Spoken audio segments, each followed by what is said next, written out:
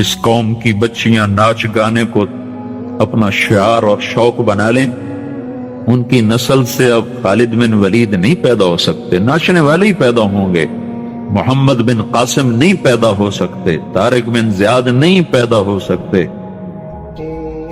ये जलसे जुलूस निकल रहे हैं ना तौहीन रिसालत पर, तो मुझे इस पर और रोना आ रहा है कि ये दीवाने क्या कर रहे हैं। अपनी ही दुकानें जला रहे हैं, अपने ही घर जला रहे हैं, गरीब लोगों के मोटरसाइकिल जला रहे हैं। मुझे सलाहुद्दीन याद आया, मैं बहुत रोया। वो भी किसी माँ का जन्म हुआ था। उसके जमाने में करक, एक हमारे पाकिस्तान में करक है, एक उर्दन में करक है। ऊंची पहाड़ी पर वो शहर है, बड़ा दुश्वार किला है।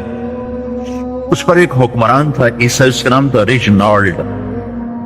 तो करक के करीब से काफिले गुजरते थे हज के, तो उसने एक दफा हाजियों के काफिले पे हमला किया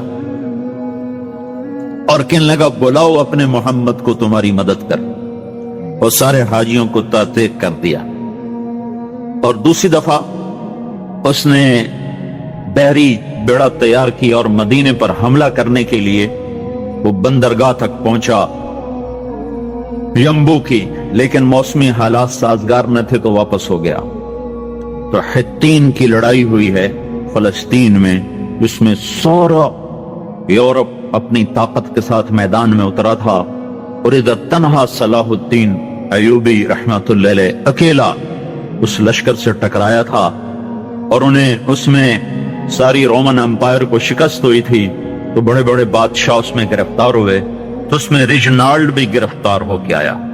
तो कोई 12 बादशाह थे रियासतों के जो सामने उसके पेश किए गए। तो प्यास की शिद्दत से सबका बुरा हाल था। तो सलाहुद्दीन ने सबको पानी पेश किया, रिजनाल्ड को नहीं पेश किया। तो यरूशलेम का जो बादशाह था हमफरे, उसने अपना पानी बचा के उसको दिया।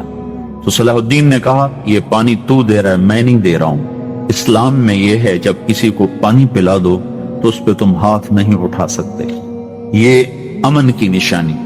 तो सलाहुद्दीन ने फौरन उसे कहा ये पानी तूने दिया, मैंने नहीं दिया। तो फिर उन्होंने रिजनाल्ड को इस्लाम की दावत दी कि तू मुसलमान हो जा, मैं तुझे दावत देता। उसने इनकार कर देखा, मैं नहीं होता। तो उन्होंने कहा मैंने तेरे कत्ल की 2 दफा कसम खाई थी। एक जब तू मदीने पे हमला आवर हुआ था तो मैंने कसम खाई थी मैं तुझे अपने हाथों से कत्ल करूंगा। और दूसरी दफा जब तुमने हाजियों पे हमला करके कहा था बुलाओ मोहम्मद को, तो मैंने कसम खाई थी कि मुझे अल्लाह ने मौका दिया तो मैं अपने हाथ से तेरी गर्दन उड़ाऊंगा। आज मोहम्मद का अदना गुलाम, आज मोहम्मद का अदना गुलाम तेरी उस बात पर यह फरीजा अदा करने के लिए आ रहा है। और अपनी तलवार से उसकी गर्दन उड़ाई, वो पीछे लटक गई, पूरी नहीं उड़ी, पीछे लटक गई। खौफनाक मंजर बन गया।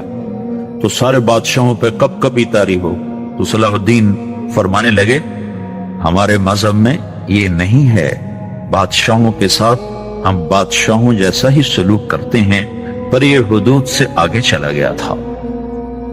अब मुझे ये किस्सा भूला हुआ था, मुझे इन्हीं हादसों में, इन्हीं हंगामों में वो याद आया। तो बात तन्हाइयों में बैठ के बेबसी के आंसू बह जाते हैं और इसके सिवा कोई चारा नहीं है। हमारी सारी नस्ल मौसीकी में डूब चुकी है।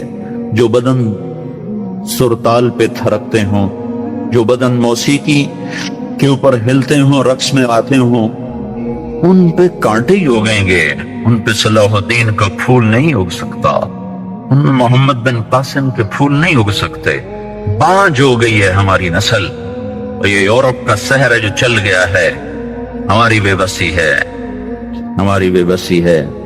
मैं तो बस मिन्नत ही करूंगा अपने आप को पहचानो, अपनी हस्ती हैसियत को पहचानो, अपनी निस्बत बदलो। तुम्हारी निस्बत यूरोप के साथ होके अगर मौत आई बेकीमत हो जाएंगे। अगर मदीने वाले की निस्बत मिल गई तो हज़रत फातिमा के दाएं बाएं तुम्हें भी खड़ा कर दिया जाएगा, हज़रत खदीजा के दाएं बाएं तुम्हें भी खड़ा कर दिया जाएगा। ये चंद दिन हैं, صبر کر لو، گھٹ گھٹ کے مر جانا ہی بیٹیوں کی روایت ہے۔ مشرق کی بیٹی، اس نے گھٹ گھٹ کے مرنا ہی سیکھا ہے۔ ہاں، یہ آزادی، یہ آوارگی، یہ مغرب کی عورت کا خاصہ ہے۔ اور 18ویں صدی تک مغرب میں بھی کوئی عورت ایسے ننگی نہ تھی، تو گھر کی زندگی تھی۔ 1792 میں لندن میں ایک عورت تھی، میری والسٹون کرافٹ۔